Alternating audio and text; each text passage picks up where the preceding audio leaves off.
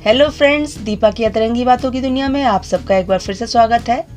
दोस्तों, हम में से हर कोई अपने जीवन में खुश रहना चाहता है, सफलताएं पाना चाहता है। इसके लिए हम अनेक प्रकार के उपाय करते हैं, अनेक प्रकार की रणनीतियां बनाते हैं, परंतु कई बार ऐसा लगता है कि शायद कहीं कोई कमी रह गई। तो दोस्तों, आज इसी संदर्भ में मैं 2 कहानियां सुनाऊंगी आपको। पहली कहानी है एक ऐसे राजा की जिसके पास अपार धन संपदा थी।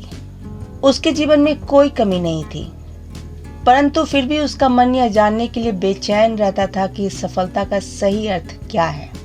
चूंकि वह राजा कला प्रेमी था, तो उसने अपने राज्य में यह घोषणा करवा दी कि जो भी चित्रकार अपने चित्रों के माध्यम से सफलता को सही ढंग से प्रदर्शित कर देगा, उसे 10 करोड़ रुपए इनाम में दिए जाएंगे। यह सुनकर राज्य के सभी चित्रकार चित्र बनाने में लग गए।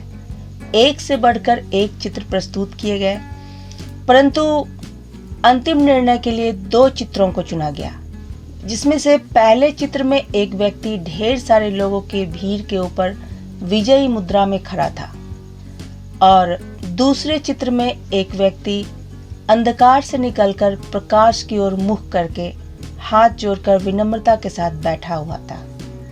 ज्ञानी जनों के साथ विचार विमर्श करने के बाद दूसरे चित्र को विजेता घोषित किया गया, क्योंकि सफलता इस बात में नहीं है कि हम कितने सारे लोगों को रौंदते हुए, कितने सारे लोगों को पीछे छोड़ते हुए उनसे आगे निकल गए, बल्कि सफलता तो इस बात में है कि क्या हम अपने मन की बुराइयों को पीछे छोड़कर अच्छाइयों के उजाले की ओर आगे बढ़ रहे हैं या नहीं। दोस्तों, सही मायने में सफल व्यक्ति काफी विनम्र भी होते हैं, क्योंकि उन्हें अपनी गलतियों से सबक लेना आता है और वे अपनी गलतियों के प्रति क्षमा प्रार्थी भी होते हैं। हम में से किसी ने भी अगर प्रतियोगी परीक्षाओं में सफलता हासिल की होगी, तो वे इस बात को बखूबी समझ पाएंगे कि ऑल इंडिया रैंकिंग तो बाद में आई होगी, उससे पहले उन्होंने अपने मन की बुराइयों पर जीत हासिल की होगी और अपनी गलतियों से सबक लेकर समय रहते अपने मन की उलझनों को सुलझाया होगा। दोस्तों, दूसरी कहानी है तो बड़ी कॉमन, परंतु आज मैं उसमें एक बदलाव का तड़का लगाऊंगी। यह कहानी है उस बालक की जो जिद करके अपने पिताजी के साथ पहाड़ की चढ़ाई करने जाता है और चढ़ाई के दौरान उसका पैर एक पत्थर से टकराता है और वह कराह उठता है।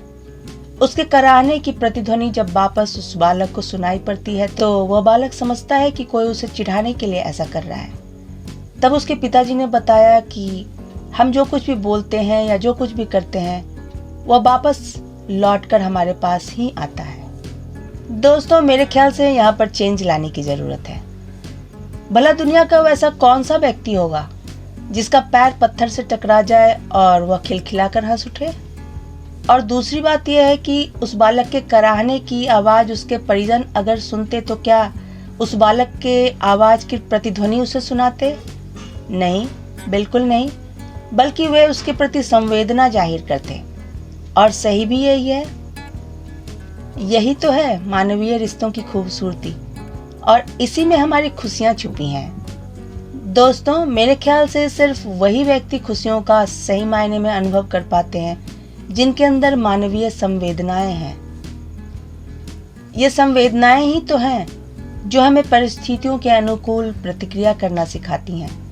हाँ, ये अलग बात है कि ऐसे चलते फिरते चट्टान हमारे समाज में भी पाए जाते हैं और वे हर रिश्ते को यंत्रवत तरीके से निभाते हैं। दोस्तों, ऐसी ही कुछ अन्य तरंगी बातों के साथ मैं फिर से हाजिर होंगी। तब तक के लिए बाय बाय।